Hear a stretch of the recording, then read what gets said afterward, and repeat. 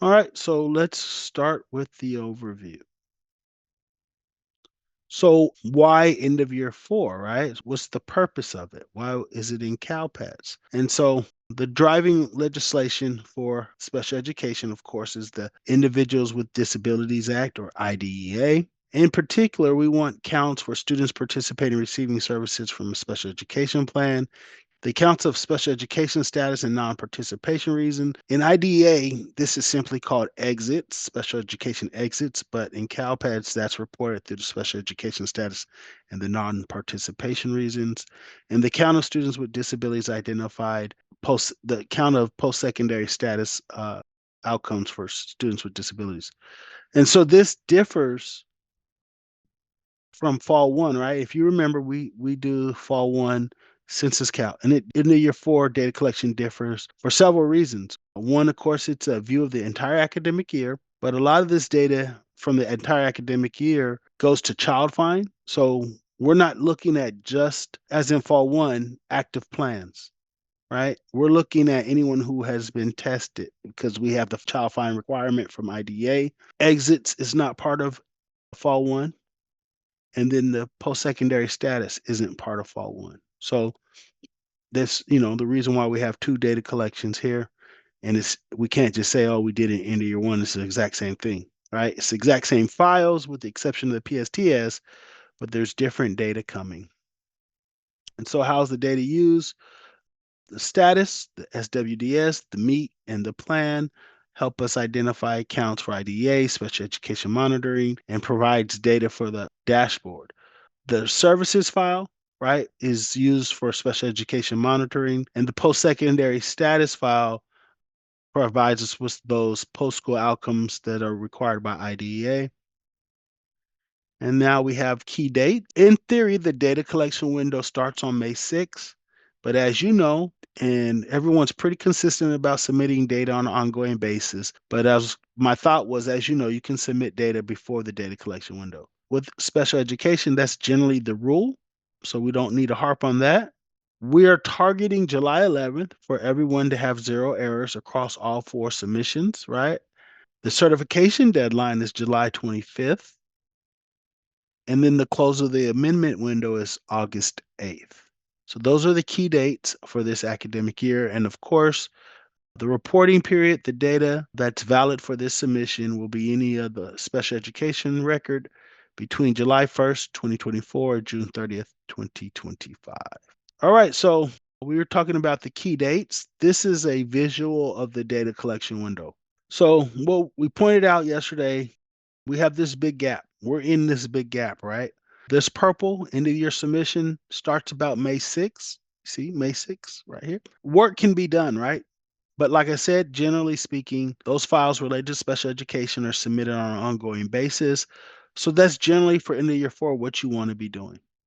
Right? You want to be submitting those files so that on May 6th, you can see data. The data is meaningful in your reports, right? If you have incomplete data sets on May 6th, you can look at the reports, but they have no significance and surely would not be accurate. Also, if you consider May 6th as the start of the collection window, the July 11th zero errors doesn't seem like it's so short, right? It's 2 months worth of time, May, June, part of July. So it's doable. And so we use this graphic to kind of let you see how many things are going on, but also it can relate that we have more time than we expect, right? The submission window is open longer than we think it is. It's just if we are in the habit of waiting until school has closed or ended for the year, we have to break that habit, right? There's data that we can submit prior to the close of school. So you're into your 4 roles, right? These are at a bare minimum. So if you're a SIS data coordinator, you should probably have all roles, right? But at a bare minimum, you need these. And now if you're a SEDS data coordinator, at a minimum, you should have these roles. Now, the key here is these are the minimum roles. But they probably need more roles to do their job. How do they search a student's discipline record if they're a student with disability if they don't have roles related to discipline. We have here that they only need a SENR view role, but what if they have to update the student's enrollment record because they're a student with disability in transition? So you want to consider, what they actually need to do in order to perform their job, So, there's trust involved. You two work together. So if you're the SIS data coordinator, consider those things. And then when you think about the key stakeholders needed for the end of year four submission, we want to emphasize again the marriage, the partnership between the two data coordinators, right? You have your student information system and your special education data system, and the data for these students are sourced from two different systems. So you two have to work in conjunction, right? You might have to provide access to each other in both systems. The SEDS data coordinator obviously is going to have a direct line to the SELPA data coordinator, the special education program staff throughout the LEA. Most likely, they're the most informed person or can easily get in contact with the NPS school coordinator. On the other hand, the SIS data coordinator probably has a better relationship with the school site staff like registrars, possibly district administrators, school administrators, and of course your CSIS monitor, which is myself, Kyron Marshall Slyman, right? We've worked with you guys directly. SEDS data coordinators, we don't often work with. So you guys work together and pull your resources, to have a successful submission. And then the end of year four survival kit. So it's a little bit different, right? The user manual is a great place to start, right? We always come to the user manual. There's a roadmap. You have the end of year four submission here, and it will tell you what's needed. All right. You also have the checklist, end of year submission checklist. You can scroll right past it sometimes, and it has all the end of year submissions, including end of year four. So if you're new,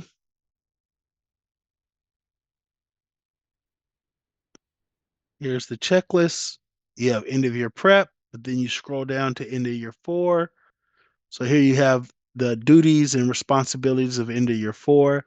And you can always expand on this checklist, right? You can put responsibility column. You can put a context column. You could make this a tool for yourself. But if at the very least, you can go 1 through 5, 1 through 6, whatever, you can go through the different steps and make sure that you're checking off everything that you need to do to make sure that you have complete data submission. And then there are other resources. So I have them bookmarked and I will show you them here. All right. So every week there's a special education data office hours, and they have a PowerPoint that they have. And so every week there's different information presented. So if you're not privy to the special education data office hours, you want to go. It's a call 3 p.m. every Monday. And then we have our special education resources. And you have your file submission scenarios, reporting data for students with disabilities. These are all links that are, very important and useful. And then we have the CalPADS FAQs, which I think has been updated twice this year for special education. And so I can't emphasize enough of how many questions related to special education can be answered just by going to the FAQ section. And so here are your special education FAQs. And you see how lengthy it is and how much it's grown, right? So those are some of the resources. And of course, I don't want to forget the Figmat CSIS YouTube training channel, which you all should be familiar with.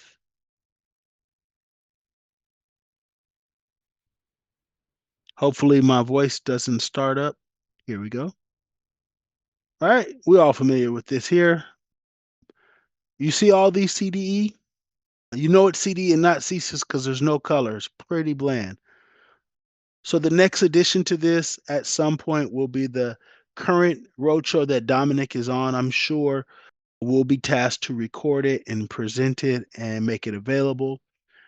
So, but there's a lot of previous training that they've provided, Brandy's office, either Brandy or Dominic, and they're generally listed here at the top.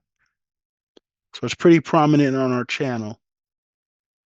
All right, so that's the overview. You have completed this module. Please continue to the next video. Thank you.